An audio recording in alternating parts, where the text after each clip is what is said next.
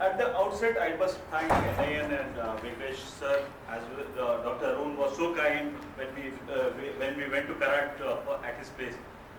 I can tell you, I started my work with. I just need, to begin with. I like to start with a blockbuster.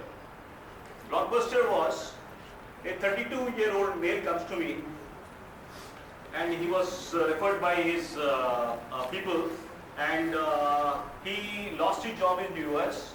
He came back and the mother complains that he doesn't do anything, he just keeps staring vacantly. He was jobless, and probably his wife left him.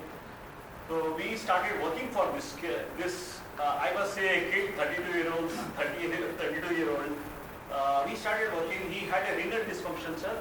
He had some features of Parkinsonism. He had some tremors, and he used to always on a psychiatric medication. MDD was his diagnosis. He was a very depressed guy as such. On the kind of context, you have got Parkinsonism and all that. We started. I do something like hyperbaric oxygen. We started doing that. Only thing was this guy used to stay in Nizamabad. By the time he used to he was coming to us, and we checked his blood lead levels, and there were good other markers also. It was alarmingly high, sir. Around 70 degrees with hydrogen. So we started doing some kind of chelation therapy, but his renal dysfunction was 2.5 plus. I could not give any IDPA at all. So I depended only on DMSA capsules, oral chelation, which doesn't cause any problem in the kidneys. And he was doing phenomenally well. 1 week treatment he takes, and he goes back to his native place. And after a month, he again comes back with the same complaints. Whatever we were taught in environmental medicine, what I tried to understand one thing, because what happens is that whenever there is a acute toxicity, then only the blood lead levels are very high. Chronic toxicity, your blood lead levels are not high. So he was subjected for a dialysis also, and he was making a progress, again going back and coming out. So I set across one of my person along with him as such, what is the lifestyle, what exactly he is working on that. The thing which apart us was, his mother was poisoning this child. On a day, every morning, sir, she used to give 1 glass of water along with a vibhuti. I checked that vibhuti, it was only and only lead. 97% vibhuti dimmed down. So I can always tell you, this ongoing toxicity is such a tough thing. We need to pick up that. We can treat the toxicity, we can make the patient better, but if he is going back to the same kind of condition, you need to look at the walls, whatever discussion was happened as such. So with this very beginning, I'm going to talk about what exactly is the metal toxicity.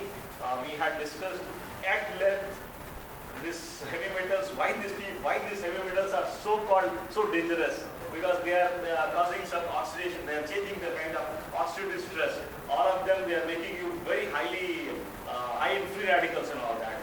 And they are changing the acid-base chemistry also, as well as structural properties as such. So it causes inflammation. What I was read in Robbins' pathology, the causes of inflammation are bacterial, viral, fungal. That was the only thing we read about.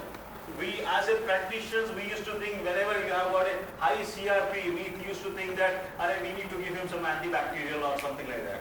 But I can tell you, this lead is causing the inflammation.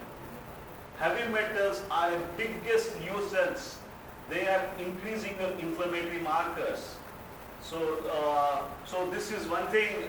If we can understand what is inflammation, we can definitely go a thing. Already discussed about nutrition status, age, gender, and all that. I just want to stimulate some of the things as such.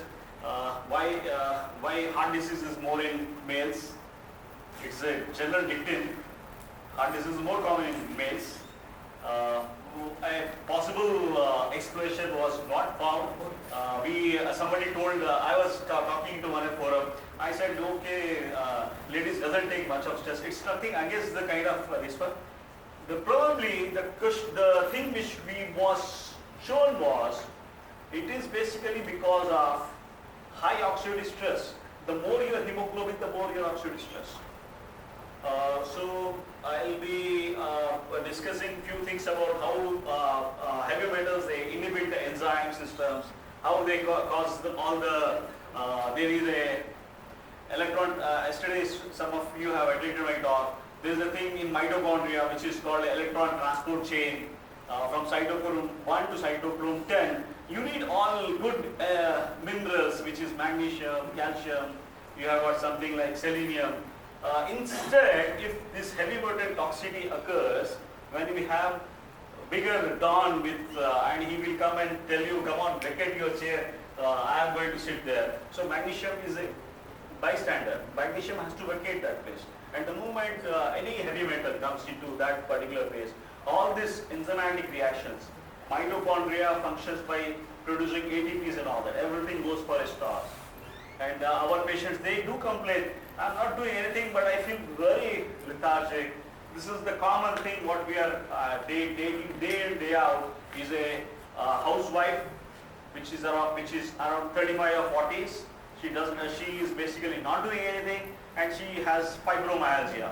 Fibromyalgia, when we look into things and all that, it's chronic fatigue syndrome, fibromyalgia, everything is related to the heavy metal toxicity. A few things about what we started working on was the common places where heavy metals were responsible. We started with diabetes, we started with ischemic heart disease. I can always give all the things as such. I have everything on my website also. Parkinsonism. And I can tell you, most of the autoimmune diseases which we had read, we used to tell about autoimmune diseases cause not known. The first thing Robbins, what he has written is idiopathic. What is the cause of rheumatoid arthritis? Idiopathic. SLE, idiopathic. So what is that idiopathic? There has to be some thing, and we certainly feel that based on the kind of results what we have got, delayed hypersensitivity tests and all that, metals, lymphocytic reaction with the metals and all that, this rheumatoid arthritis is because of mercury, Alzheimer's disease is because of aluminium, right? All your whatever ADHD you have seen, whatever autism and all that, so many things are because of that. So I was told to give what is the solution here. There is a thing called chelation therapy, and I have been doing for the last 15 years, and I somehow get challenged. There are always difficult cases are there. We can't be one size fits. It doesn't fit all as such, but this is the basis of chelation therapy. You take any disorder, you identify what is the metal burden in that. If you are able to quantify what is the metal burden in that, then what you need to work it out. You administer some therapy and you start working with the chelator. This chelator goes and takes out some heavy metals and all that. This is a big process. I'll share you some of the latest slides also. How it has to be, a person has to be prepared for a chelation therapy. Unless I get patients who are constipated for 3 days, 5 days continuously, and he wants a chelation therapy. He reads on the Google and he wants chelation therapy.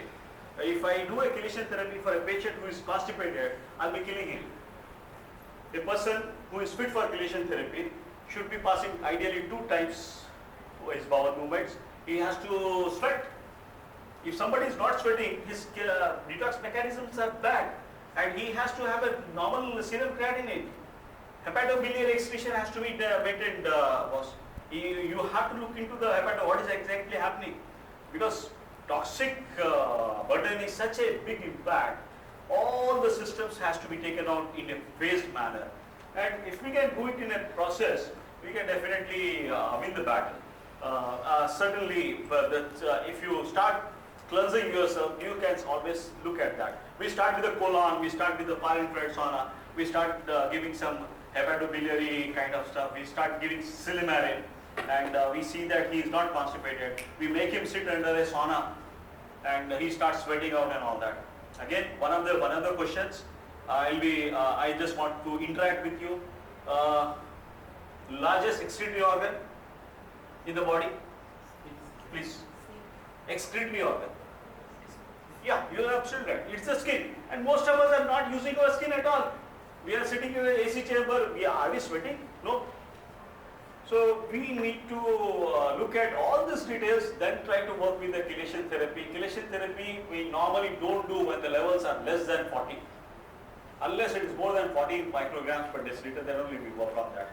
And if we have a crude toxicity is chronic toxicity as such. So I can always, mainstay of metal intoxication is this treatment, and it requires further research.